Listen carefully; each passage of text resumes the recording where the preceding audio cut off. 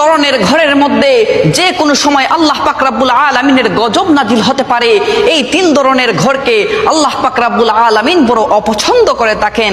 1 number হচ্ছে যেই ঘরের মধ্যে নারীর আওয়াজ পুরুষের তুলনায় উচ্চ হয়ে থাকে, সেই ঘরের মধ্যে প্রতিদিন 70,000 ফেরেশতা লানত পাঠিয়ে থাকে। 2 নম্বর হচ্ছে যেই ঘরের মধ্যে অন্যের হকের মারা টাকা জমা থাকে আর সেই টাকা দিয়ে সংসার চলে, ওই ঘরের মধ্যে যে কোনো সময় আল্লাহ পাক রব্বুল আলামিনের গজব নাজিল হতে পারে। আর 3 নম্বর হচ্ছে হযরত জিবরাইল আলাইহিস সালাম বলেন, যেই ঘরের মানুষরা মেহমান আসলে অখুশি হয়, ওই ঘরের মধ্যে যে কোনো সময় আল্লাহর গজব নাজিল হতে পারে। যদিও নামাজ পড়া হয় ওই ঘরের মধ্যে, ফেরেশতারা সওয়াব লেখেন না, নামাজের সওয়াব লেখেন না। নাউজুবিল্লাহ।